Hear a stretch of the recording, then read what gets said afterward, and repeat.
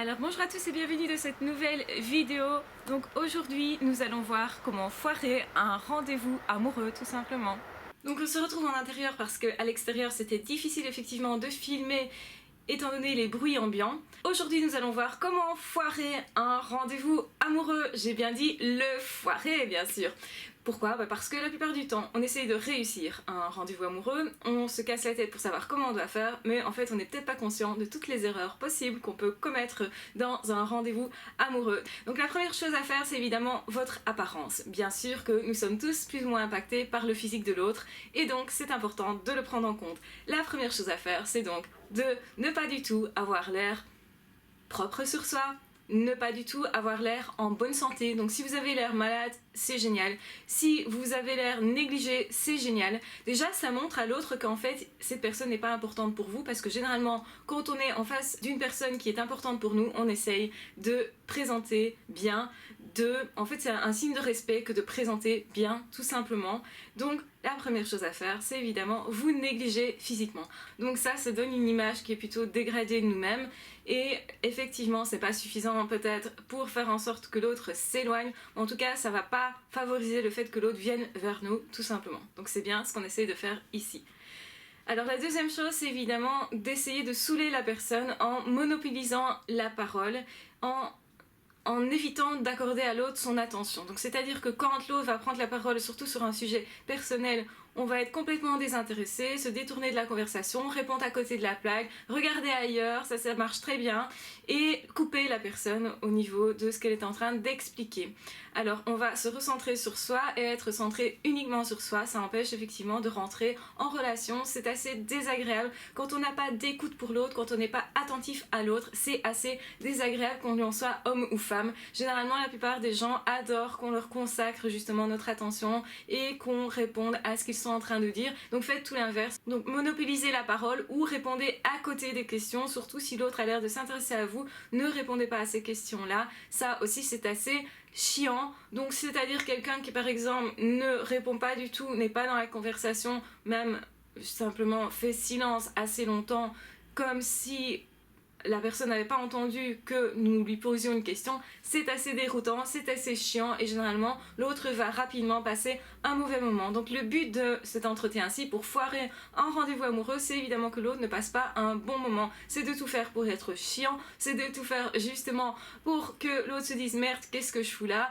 Et en plus que cette personne tienne le coup assez longtemps pour qu'on l'emmerde assez longtemps pour que cette personne n'ait vraiment pas envie de nous revoir.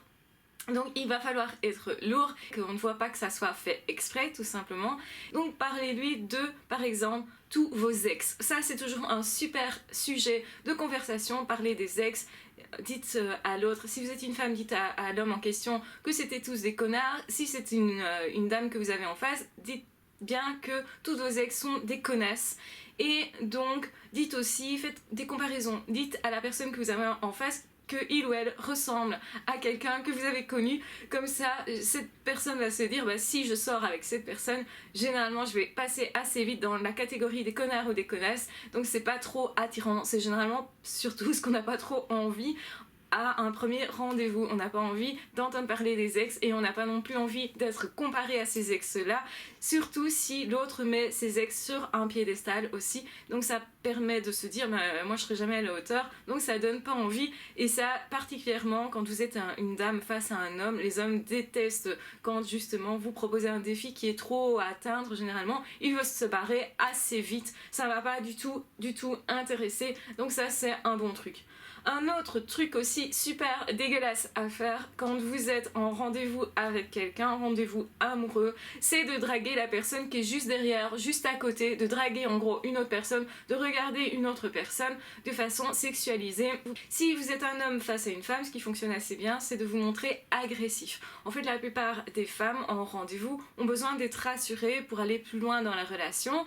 Physiquement, on a besoin effectivement de se sentir protégé, rassuré et de sentir que l'homme en question ne va pas se retourner contre nous au niveau de la violence, même de l'agressivité verbale. Donc avoir l'air provoquant, essayer de se montrer assez violent et physiquement et dans les paroles, généralement c'est assez déroutant. Pour une femme c'est la même chose, si elle se montre assez vulgaire, assez provocante, qu'elle se positionne plutôt comme le bon ami plutôt que la personne qui essaye de séduire, si la personne est très peu féminine. Donc dans ce cas-là, effectivement, généralement ça va dérouter l'autre et ça va permettre de bien foirer le rendez-vous aussi, ou de parler de toutes vos conquêtes, ou d'être arrogant, ça aussi ça marche assez bien, de dire que de toute façon toute la planète vous court derrière et que de toute façon vous n'avez pas besoin de la personne en face en gros. Et donc c'est assez arrogant. Et c'est assez déroutant pour l'autre personne en face qui va se dire mais en fait cette personne n'est pas du tout intéressée par moi, en tout cas c'est le message que vous envoyez. Et malheureusement c'est une erreur que l'on fait généralement naturellement quand on est en entretien avec quelqu'un, c'est de manquer de confiance en soi et du coup d'être tellement dans son monde qu'on ne rentre pas en contact avec l'autre parce que justement il y a soit un défaut physique sur lequel on se focalise, on est certain qu'on ne va pas plaire, etc. Et donc en fait c'est pas tellement notre physique qui ne va pas plaire, c'est plutôt notre attitude par rapport à ce défaut éventuel. En fait on va se montrer super mal à l'aise, donc on va pas s'exprimer, on va pas rentrer en relation, on va pas rebondir à ce que l'autre dit, on va pas être en fait dans la relation et dans la communication. Et donc du coup l'autre va se dire il y a quelque chose qui ne va pas, cette personne n'a pas confiance en elle ou en lui, et là généralement ça ne permet pas d'aller vers cette personne. Pour foirer un rendez-vous en faisant semblant que vous n'avez pas confiance en vous, c'est assez délicat, mais vous pouvez être tellement renfermé, tellement comme ça, vous vous mettez le dos courbé, etc. Vous ne regardez pas la personne dans les yeux, tout ça va faire en sorte que vous n'allez pas attirer cette personne-là. Vous allez en tout cas montrer que c'est pas gai d'être avec vous, que vous n'avez aucune conversation, que vous n'avez aucune passion, que vous n'allez pas parler de vous, vous allez éviter justement d'aller parler de trucs intéressants. Le but c'est vraiment que cette personne s'emmerde à mort et que cette personne n'ait pas du tout envie de vous revoir. Donc le but c'est de parler de trucs soit dégueulasses, genre si vous avez vidé votre fosse septique, allez-y, parlez-en, c'est génial. Si vous avez retrouvé un cadavre d'un animal, surtout si l'autre adore cet animal, moi qui adore les chats, si on me dit j'ai retrouvé un cadavre de chat, ça va me faire assez chier dans une conversation. Généralement, ça va pas créer du tout un moment de plaisir. Donc le but, c'est vraiment de créer quelque chose de l'ordre du déplaisir chez l'autre. Et donc, justement, si vous placez ça dans la conversation, assez vite, l'autre va s'ennuyer. Alors généralement par politesse, l'autre va faire semblant que ça va quand même, mais essayez de détecter les signes d'ennui.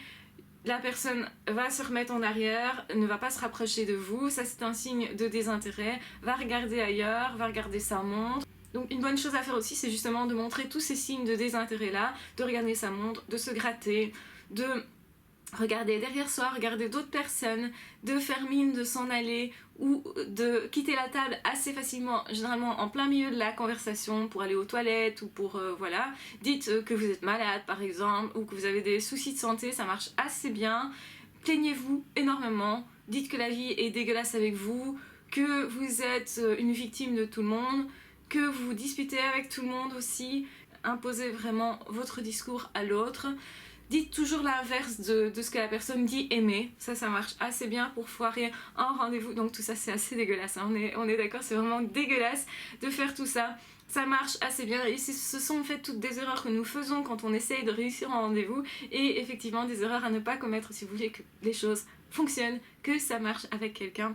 Donc exactement, faites tout l'inverse si vous voulez avoir une bonne relation avec quelqu'un, être en rendez-vous avec quelqu'un, c'est-à-dire vous apprêter correctement mais pas trop, simplement être naturel, donc parler de vos passions, de quelque chose qui pourrait intéresser l'autre. Surtout, ne parlez pas directement pour les femmes de mariage, d'enfants. Et surtout, ne vous montrez pas désespéré parce que ça, c'est vraiment quelque chose qui va faire fuir énormément les personnes que vous avez en face de vous. Si vous dites à quelqu'un, et même si c'est un homme qui dit ça à une femme, ça marche aussi. Si l'homme dit en question, moi je veux me marier tout de suite, je veux me marier dans l'année, je veux faire un enfant tout de suite, j'en veux au moins 4 ou 5.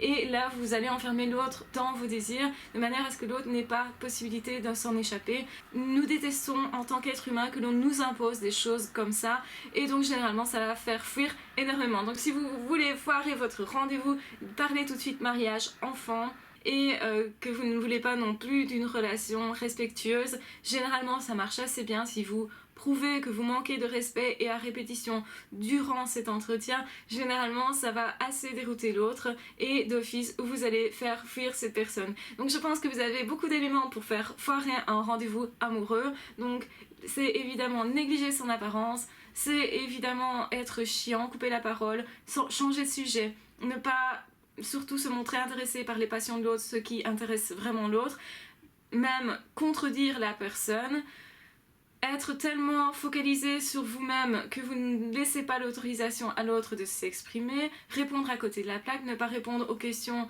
qui montrent un intérêt à votre personne, draguer une personne autour, vous gratter, vous faire passer pour malade, vous faire passer pour un but, vous faire passer pour agressif.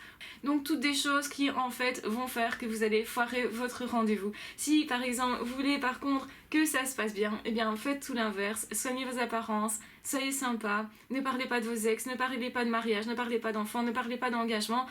Essayez que l'autre passe simplement un bon moment avec vous et essayez aussi d'avoir confiance en vous, tout simplement, de ne pas être focalisé sur quelqu'un d'autre, bien entendu. Tout ça va de soi, je pense, mais nous sommes nombreux et nombreuses à avoir déjà fait des erreurs lorsque nous sommes face à quelqu'un qui nous impressionne, que l'on voudrait séduire tout simplement.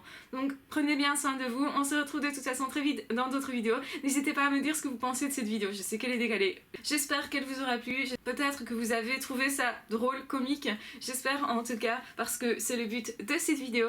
Je vous embrasse très fort, je vous aime très fort, surtout prenez bien soin de vous et on se retrouve très vite dans d'autres podcasts ou dans d'autres vidéos. Ah ciao, bye bye.